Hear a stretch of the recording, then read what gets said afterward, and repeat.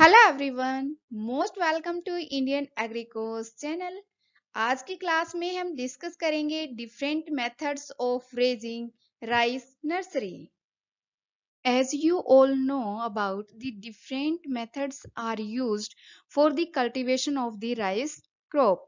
The main method is the transplanting, and for the transplanting method there are need of raising the seedlings.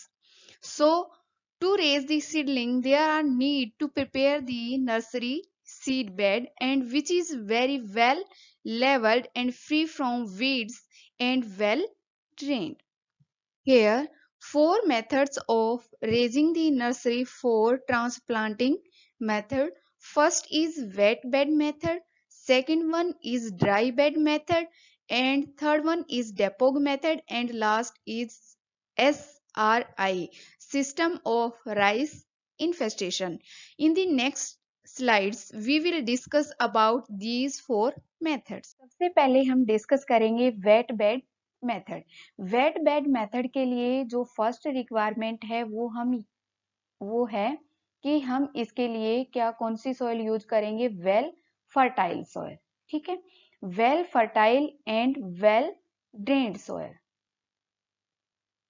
और वो जो area है nursery के लिए, हम जो एरिया सिलेक्ट करेंगे वो एरिया ऐसा सिलेक्ट करेंगे जहां पे प्लेंटी ऑफ वाटर प्रेजेंट होगा, ठीक है, या अवेलेबल होगा, या जहां पे हैवी रेनफॉल होगी।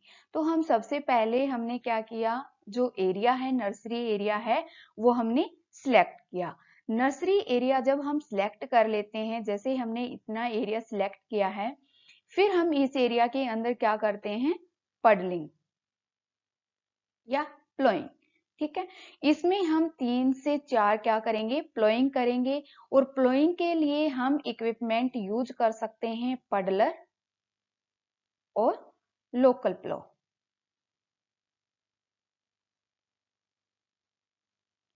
फिर हमने जैसे ही फील्ड प्रिपेयर किया है प्लोइंग करके, फिर हम इन बेड्स को क्या कर देंगे, डिवाइड कर देंगे। ठीक है, बेड जैसे ही हमने पडलिंग की, पडलिंग के जस्ट 1 या 2 डेज आफ्टर हम क्या करेंगे, बेड्स को बना देंगे। और बेड्स की जो विड्थ होगी वो होगी 1.25 मीटर विड्थ हम इसकी रखेंगे।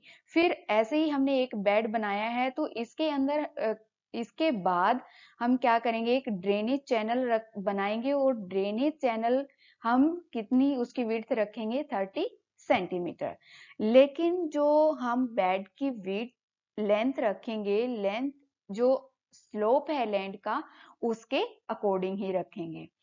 इन केस हैवी रेनफॉल हो जाती है तो हम उस कंडीशन में क्या करेंगे, जो एक्सेस अमाउंट ऑफ वाटर है उसको ड्रेनेज चैनल के थ्रू ड्रेन कर देंगे। ठीक है, फिर जैसे ही हमने ये क्या किया, बेड प्रिपेयर किए। बेड प्रिपेयर करने के बाद हम फीड को क्या कर देते हैं, सैचुरेट कर देते हैं। सैचुरेट मींस जिसमें मैक्रो और माइक्रोपोर्स क्या हो जाते हैं, भर जाते हैं पानी के थ्रू। ठीक है, उनमें जो हवा होती है वो बाहर निकल जाती है। तो मैक्रो और micropores are filled by water. इस कंडीशन को हम बोलते हैं सैचुरेटेड कंडीशन। तो हम सैचुरेटेड कंडीशन क्रिएट कर देते हैं और हम जो प्री जर्मिनेटेड सीड्स हैं उनको हम क्या कर देते हैं, ब्रॉडकास्ट कर देते हैं। तो हम स्टार्टिंग में क्या रखेंगे, 5 दिन तक, जैसे ही हमने फीड प्रिपेयर किया, बेड बनाए हैं नर्सरी एरिया के, उसके 5 दिन तक हम क्या करेंगे, फीड को सैचुरेट करके रखेंगे। फिर 5 दिन के बाद हम क्या करेंगे, जो लेवल है वाटर का, जो हमने सैचुरेटेड कंडीशन रखी थी, वाटर का जो लेवल रखा था वो हम उसको बढ़ाते बढ़ाते कहां तक ले गए, 5 सेंटीमीटर तक। जैसे ही सीडलिंग की क्या होती है, ग्रोथ होती है। और हम इसके अंदर फर्टिलाइजर्स की एप्लीकेशन करते हैं। जैसे हम इसके अंदर यूरिया यूज करते हैं, और इसका जो बेस्ट फर्टिलाइजर है वो है अमोनियम सल्फेट। ठीक है, अमोनियम सल्फेट बेस्ट सोर्स किसका है, नाइट्रोजन का। ठीक है। लेकिन जो एज ए बेसल डोज चाहिए वो हम ले सकते हैं। सबसे पहले हम यूज करेंगे डीएपी फोस्फोरस के लिए, या फिर सिंगल सुपर फोस्फेट हम यूज कर सकते हैं। अगर फील्ड में आपको लगता है कि इस सॉइल के अंदर किसी भी अदर माइक्रो न्यूट्रिएंट्स की डेफिशिएंसी है, लाइक जिंक की या फिर आयरन की, ठीक है, तो अगर जिंक की डेफिशिएंसी है तो इसका जो सोर्स है वो है जिंक सल्फेट। और जिंक सल्फेट की जो कंसंट्रेशन है, डोज है, वो हम कितनी लेंगे? 5 किलो जिंक सल्फेट लेंगे। जिंक सल्फेट कितना लेंगे? 5 किलो, ठीक है। प्लस में हम लेंगे 2.5 केजी कैल्शियम हाइड्रोक्साइड, और उसको 1000 लीटर वाटर में हम क्या कर देंगे? मिक्स कर देंगे। और उसके बाद हम उसको 1 हेक्टेयर एरिया के अंदर स्प्रे कर देंगे, ठीक है। ये तो है जिंक डेफिशिएंसी को खत्म करने के लिए। लेकिन अब नेक्स्ट है आयरन की डेफिशिएंसी अगर सीडलिंग्स में आती है तो हम एक सॉल्यूशन बनाएंगे, और सॉल्यूशन हम बनाएंगे फेरस सल्फेट का, ठीक है। और वो हम सॉल्यूशन लेंगे 0.5%। और इसकी जो कंडीशंस हैं वो क्या है? डिफरेंट हैं। जैसे इसका फर्स्ट स्प्रे होगा 10 डेज आफ्टर सोइंग, और सेकंड स्प्रे होगा 20 डेज आफ्टर सोइंग, ठीक है। तो हमने क्या किया, जैसे जैसे सीडलिंग की ग्रोथ हुई तो after sowing 20 to 25 days after sowing seedlings क्या हो जाती हैं? रेडी हो जाती हैं। या फिर जब वो लीफ स्टेज पे आती हैं, 4 या 5 लीफ स्टेज पे आती हैं, तो सीडलिंग ट्रांसप्लांटिंग के लायक हो जाती हैं, ठीक है। फिर हम उनको क्या करते हैं? अप्रूट करते हैं। लेकिन अप्रूव करने से पहले भी एक बात का ध्यान रखना होता है कि हमने उसमें उस नर्सरी एरिया में लाइट इरिगेशन की एप्लीकेशन करनी है, ताकि जो उसकी रूट्स हैं उनको इंजरी ना हो, ठीक है। तो 20 से 25 दिन के बीच में जो सीडलिंग्स हैं वो एकदम क्या होती हैं? हेल्दी सीडलिंग्स होती हैं और ready for transplanting. Next method है ड्राई बेड मेथड। जो ड्राई बेड मेथड है और वेट बेड मेथड है, इसमें मेजर डिफरेंस नहीं है। जो डिफरेंस है वो है वाटर की अवेलेबिलिटी, ठीक है। जो ड्राई बेड मेथड है वो उसी एरिया में फॉलो किया जाता है जहां पे सुफिशियंट वाटर प्रेजेंट नहीं होता for growing of the rice seedlings. Same size रहेगा बेड्स का, ड्रेनेज चैनल्स का। हम सीड रेट वैसे ही यूज करेंगे, प्री जर्मिनेटेड सीड्स, ठीक है। उसी टाइम्स पे हम क्या करेंगे? सीडलिंग्स को अप्रूव करेंगे, ओके। नेक्स्ट मेथड है वो है डेपोग मेथड। डेपोग मेथड उसी टाइम यूज किया जाता है जहां पे फार्मर के पास कम टाइम होता है और नर्सरी रेज करने के लिए भी स्पेस क्या होता है? कम होता है। नेक्स्ट इसकी जो इम्पोर्टेंस है वो ये है कि इसके अंदर बनाना की जो लीव्स हैं वो यूज की जाती हैं, और हम इसके अंदर जो पॉलीथीन सीट है, ठीक है, पॉलीथीन सीट को भी हम क्या कर सकते हैं? यूज कर सकते हैं एज ए सीड बेड। इसमें हम क्या करेंगे? जो बेड्स हैं उनको हम थोड़ा सा रेज करेंगे। जो बेड्स हैं उनको हम क्या करेंगे? रेज करेंगे। उसके ऊपर फिर हम क्या करेंगे? जो बनाना की लीव्स हैं या फिर पॉलीथीन सीट है उसको, सोयल सरफेस को कवर कर देंगे। फिर सोयल सरफेस को जैसे ही हमने कवर किया तो इसमें पर मीटर स्क्वायर 3 केजी सीड हम क्या कर देंगे? स्प्रेड कर देंगे, ठीक है। क्योंकि हमारे पास जो एरिया है वो क्या है? लिमिटेड एरिया है। तो प्लांट पॉपुलेशन मेंटेन करने के लिए हम क्या करेंगे? पर metre square area 3 KG seed use करेंगे, और उनको बनाना लीव्स या फिर पॉलीथीन सीड के ऊपर क्या कर देंगे? स्प्रेड कर देंगे। फिर स्प्रेड करने के बाद, लेकिन इसमें क्या है? इसमें एक इंक्यूबेशन पीरियड होता है। तो जो ड्राई बेड मेथड है, वेट बेड मेथड है, इन दोनों मेथड से ज्यादा इंक्यूबेशन पीरियड किसका होता है? डेपोग मेथड का, ठीक है। इंक्यूबेशन पीरियड हम नेक्स्ट जो कमिंग स्लाइड्स हैं उनके अंदर डिस्कस करेंगे। तो जिसकी वजह से जो इसका जर्मिनेशन है वो क्या होता है? फास्ट होता है। तो फास्ट जर्मिनेशन की वजह से टाइम की क्या हो जाती है? सेविंग हो जाती है। ठीक है। तो हम क्या करेंगे, इन जैसे ही हमने सीड्स जो प्री जर्मिनेटेड सीड्स हैं उनको हम क्या कर देते हैं, ब्रॉडकास्ट कर देते हैं और हल्का हल्का क्या कर देते हैं, प्रेस कर देते हैं। फिर हम क्या करेंगे, दिन में 3 या 4 बार उसमें वाटर की लाइट स्प्रिंकलिंग करेंगे। ठीक है। और स्प्रिंकलिंग हम क्या करेंगे, 4 या 5 दिन तक। ठीक है। उसके बाद हम इस फीड को क्या कर देंगे, सैचुरेट कर देंगे। और जैसे ही seedling near the uprooting stage आती है उस टाइम पे हम इन सीडलिंग्स को क्या कर लेंगे, अपरूट कर लेंगे।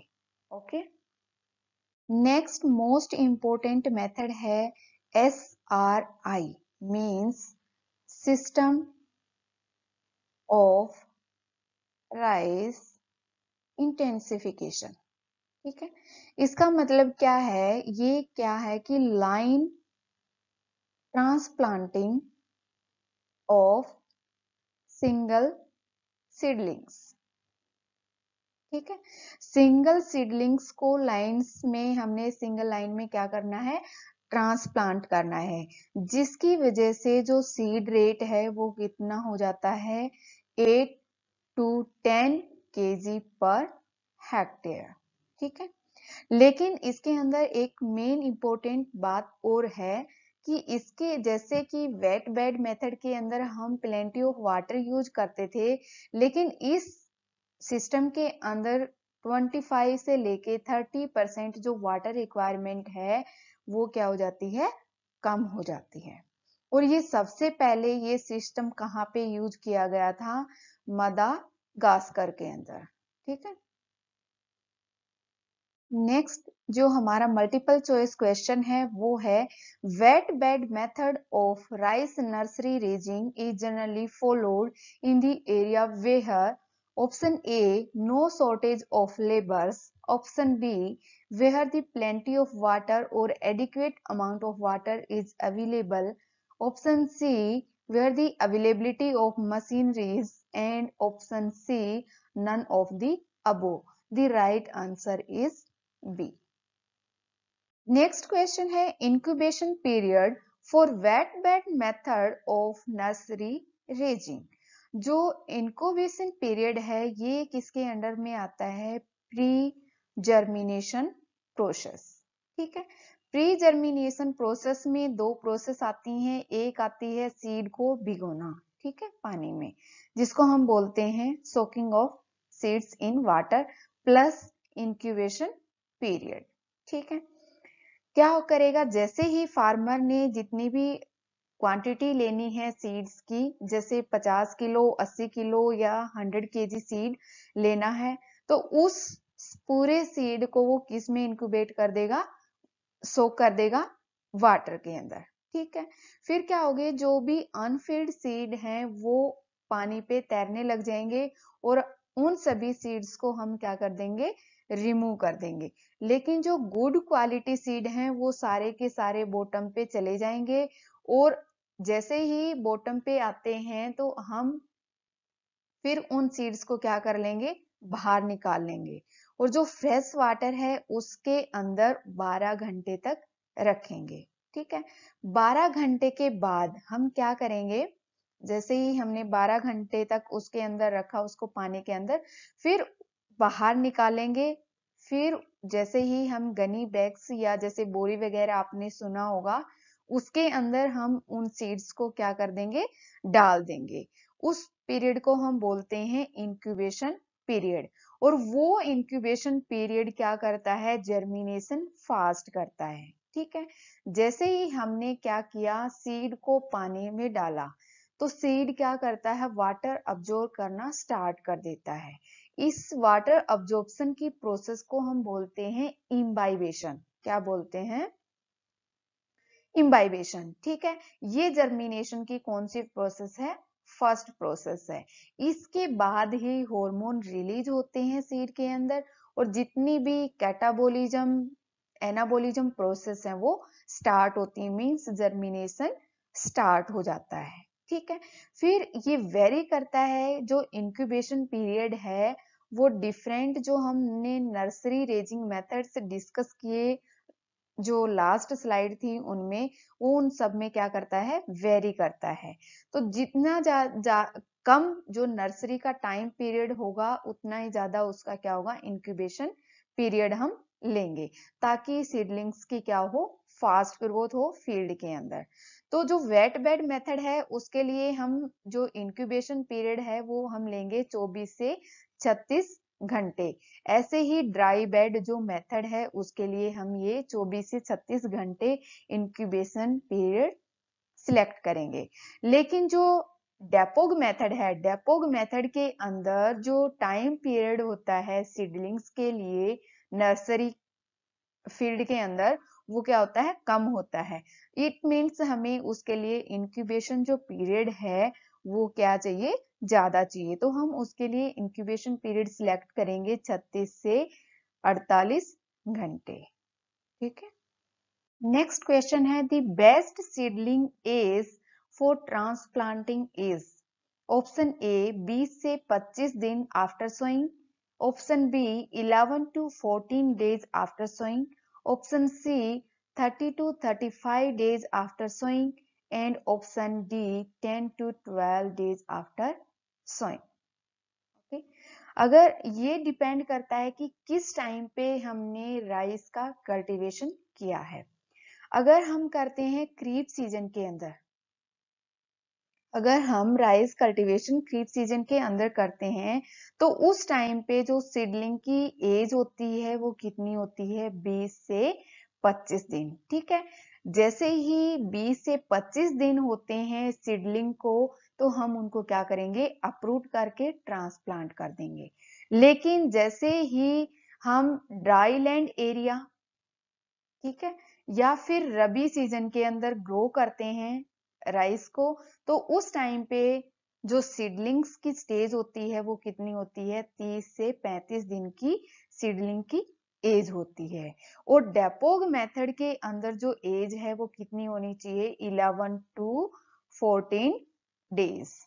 ठीक है, किसके अंदर, डेपोग मेथड के अंदर। ठीक है।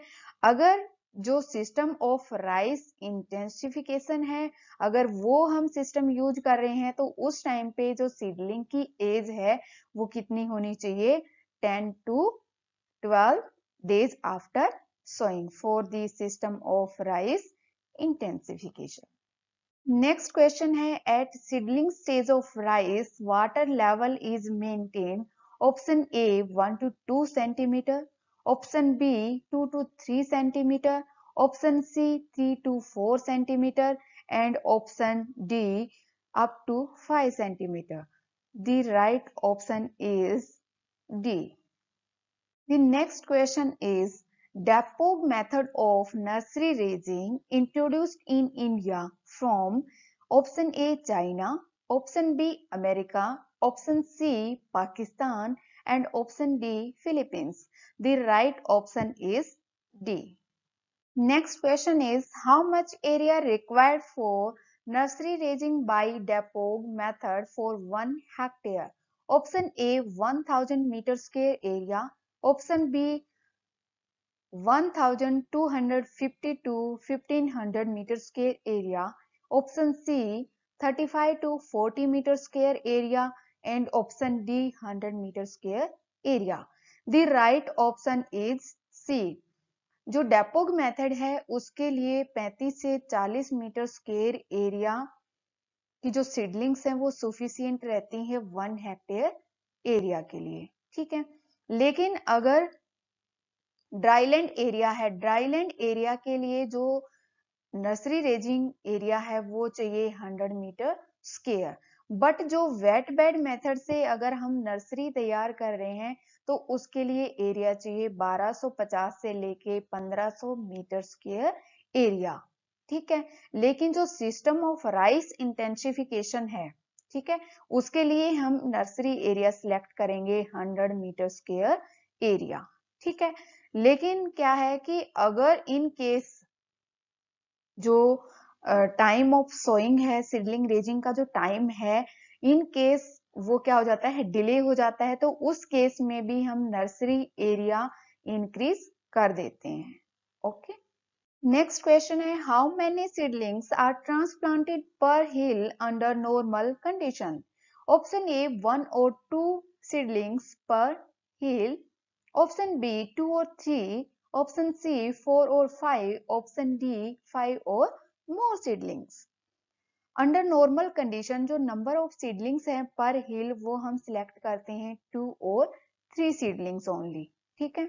लेकिन इन केस क्या हो जाता है, सीडलिंग की एज हो जाती है, ठीक है, एज्ड सीडलिंग हो जाती है, जैसे 30 to 35 डेज ओल्ड हो जाती हैं या 40 डेज आफ्टर सोइंग, इतनी एज हो जाती है फील्ड के अंदर सीडलिंग्स की, तो हम 4 से 5 जो सीडलिंग्स हैं वो पर हिल लगा सकते हैं। लेकिन एक कंडीशन और क्या है, जो अल्केलाइन टाइप अगर सोयल है, अल्केलाइन टाइप कंडीशन है, तो उस कंडीशन में जो एज्ड सीडलिंग्स हैं वही क्या रहती हैं, हेल्दी उनकी ग्रोथ होती है, और उस टाइम पे जो नंबर ऑफ सीडलिंग्स हैं वो कितनी होती हैं, 5 होती हैं या 6 होती हैं पर हिल। नेक्स्ट क्वेश्चन है कि row to row and plant to plant जो डिस्टेंस है वो अंडर नॉर्मल कंडीशन कितना मेंटेन करते हैं? Option A 10:10 centimetre, option B 20:20 centimetre, option C 20:10 centimetre and option D 10:20 centimetre. The right option C. Row to row distance जो maintain करेंगे वो होगा 20 सेंटीमीटर, जैसे ये फर्स्ट रो है, ये सेकंड रो है, ये डिस्टेंस होगा 20 सेंटीमीटर, ठीक है। और इस रो में जो हम प्लांट ग्रो कर रहे हैं, यहाँ पे प्लांट फर्स्ट प्लांट होगा, ठीक है, यहाँ पे हमने क्या किया, सेकंड प्लांट ग्रो किया, तो ये जो डिस्टेंस है फर्स्ट प्लांट और सेकंड प्लांट, जो डिस्टेंस है ये कितना रखेंगे हम, 10 सेंटीमीटर का, okay. Rice growing regions in India are option A 10, option B 15, option C 20, option D 5. The right option is D. यहाँ हम डिस्कस करेंगे rice growing seasons.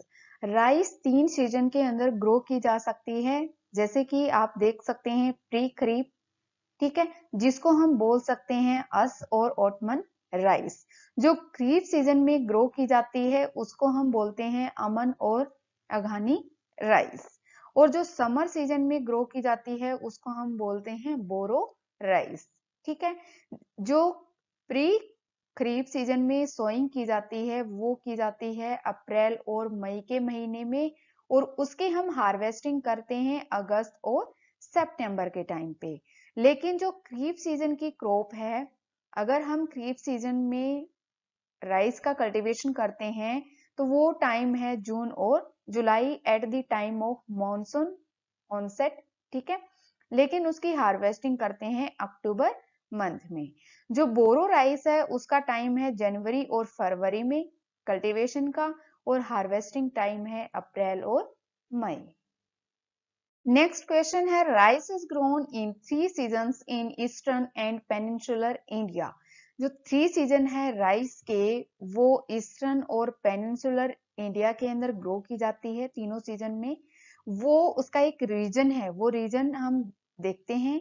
Option A high rainfall, option B effect of solar radiation, option C uniformity in temperature and option D none of the above. इसका right option क्या है, uniformity in temperature. Temperature के अंदर uniformity की वजह से ही हम तीनों सीजन में क्या ग्रो कर सकते हैं, राइस। और वो जो टेम्परेचर मेंटेन कहाँ पे रहता है, ईस्टर्न और पेनिनसुलर इंडिया के अंदर। नेक्स्ट है number of irrigation required for whole rice cycle. सबसे पहले जो राइस क्रॉप हम कल्टीवेट करते हैं उसके लिए हमें वाटर की अलग अलग रिक्वायरमेंट होती है। जैसे हम क्या करते हैं, नर्सरी प्रिपेयर करते हैं, नर्सरी तैयार करते हैं सीडलिंग को रेज करने के लिए, तो उसमें चाहिए उसको 20 सेंटीमीटर वाटर। नेक्स्ट है हम क्या यूज करते हैं, पडलिंग करते हैं, ताकि वाटर का परकोलेशन ना हो, न्यूट्रिएंट की लीचिंग ना हो, और उसमें हम करते हैं 25 सेंटीमीटर वाटर यूज। ठीक है, नेक्स्ट है हम क्या करेंगे, जो क्रॉप है, जो जर्मिनेशन से लेके जो नेक्स्ट सीड फॉर्मेशन स्टेज है उस तक, मैच्योरिटी तक जो वाटर की रिक्वायरमेंट है वो कितनी होगी, 100 से लेके 150 सेंटीमीटर।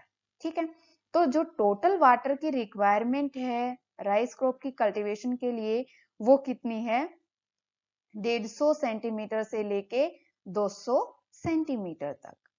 ठीक है, फिर क्या है कि डिफरेंट स्टेजेस हैं जिनके ऊपर हम क्या करते हैं, वाटर की एप्लीकेशन करते हैं।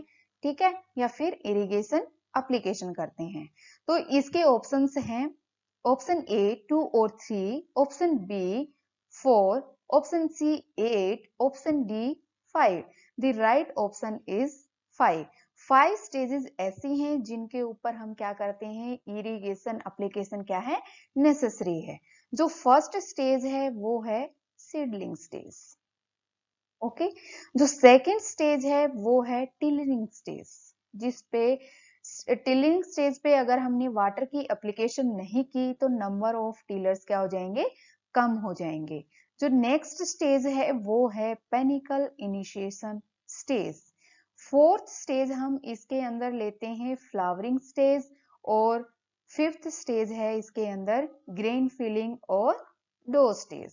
ठीक है, लेकिन इन जो पांचों स्टेज हैं, अगर पांचों स्टेजों पे वाटर की एप्लीकेशन पॉसिबल नहीं हो पाती है किसी केस में, तो हम 3 स्टेजेस पे ही, जो इम्पोर्टेंट 3 स्टेजेस हैं उन्हीं पे वाटर की एप्लीकेशन करेंगे। उनमें से फर्स्ट स्टेज है टिलरिंग स्टेज। ठीक है, इन केस हमारे पास वाटर कम है तो हम सीडलिंग स्टेज को क्या कर देंगे, एस्केप कर देंगे, और टिलरिंग स्टेज पे क्या करेंगे, वाटर की एप्लीकेशन करेंगे। नेक्स्ट जो स्टेज है वो है पेनिकल इनिशिएशन स्टेज, जिसपे हम वाटर की क्या करेंगे, एप्लीकेशन करेंगे। नेक्स्ट इंपॉर्टेंट स्टेज है dough formation stage. Question is, which form of nitrogen is preferred by rice at initial stage? Option A nitrate form, option B ammonical form, option C both nitrate or ammonical form, option D none of the above. The right option is B।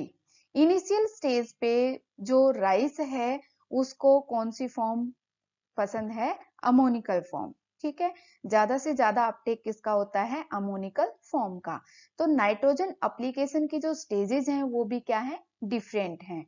हम क्या करते हैं, nitrogen की जो efficient utilisation है उसको increase करने के लिए हम उसकी स्प्लिट एप्लीकेशन करते हैं।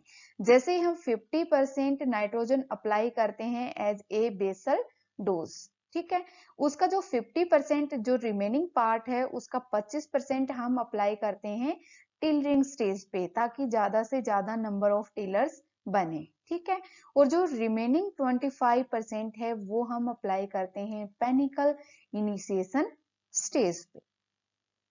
Thank you so much for watching my video. अब मिलते हैं नेक्स्ट क्लास में। Bye bye.